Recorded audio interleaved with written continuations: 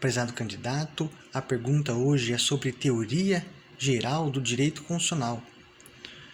Responda: quais são as nomenclaturas de eficácia da Constituição existentes? Obrigado, Vossa Excelência.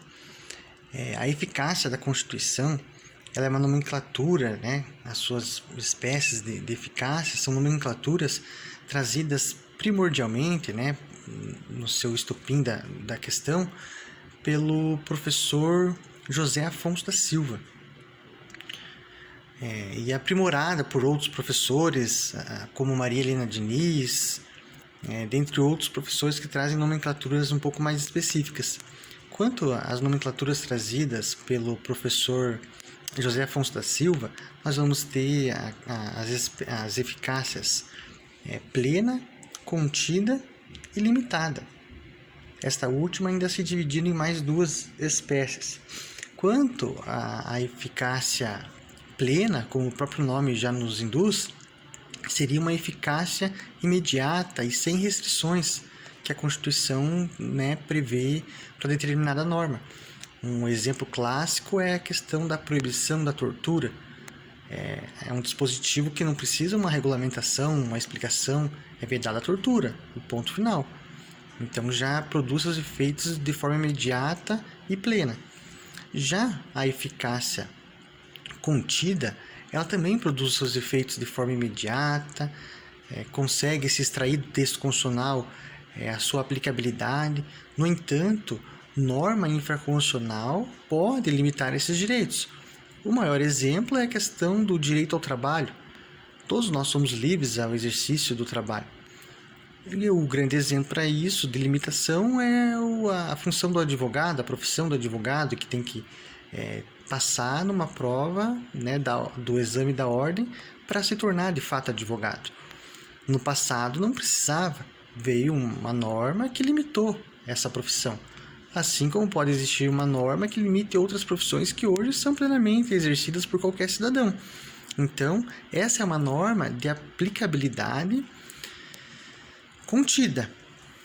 Contida porque a lei infraconstitucional pode conter a sua eficácia. Já a norma de aplicabilidade limitada, que se divide em duas espécies, que são limitada de forma programática ou limitada por questões institucionais dos órgãos.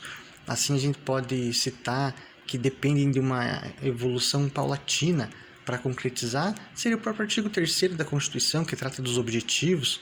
Um exemplo lá de erradicar a pobreza, não é uma coisa que a gente consegue ler na Constituição e falar amanhã vai ser erradicada a pobreza, semana que vem, mês que vem, esse ano vai ser erradicada a pobreza. É uma coisa que depende de uma paulatina evolução do Estado. É um programa estatal. Assim como nós temos normas que não são um programa em si, mas que tem aquela questão do próprio STF trazer do mínimo existencial, às vezes até mesmo para a questão de medicamentos, questão da saúde. Então essas nomenclaturas de eficácia foram trazidas pelo professor José Afonso da Silva. Maria Helena Diniz dá uma roupagem diferente para essas nomenclaturas, até um pouco mais fácil de compreensão, trazendo também a questão da norma de eficácia concreta, concreta, ou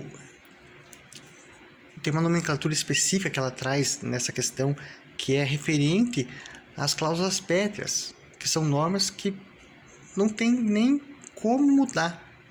Não tem, elas são normas de eficácia imediata, mas com uma concretude muito maior do que as demais, porque elas não podem ter o seu núcleo essencial, elas não podem tender a ser abolidas. Não pode uma norma infraconstitucional tender a aboli-las. Bem como existe uma outra nomenclatura trazida pelo Ad Lamegos Bullos, que ele vai retratar a questão das normas de eficácia exaurida, que seriam umas normas que já tiveram a sua eficácia extintas, por já produzirem todos os seus efeitos. O exemplo clássico é lá das normas constitucionais transitórias, que trata da questão da revisão constitucional. Então, já ocorreu essa revisão constitucional e, segundo a nomenclatura trazida por esse autor, seria uma norma de aplicabilidade com eficácia, né, com eficiência, com eficácia exaurida. Então, de uma forma geral, caro excelência, a minha resposta se resume nessas nomenclaturas de eficácia plena, contida, limitada, exaurida e a eficácia concreta.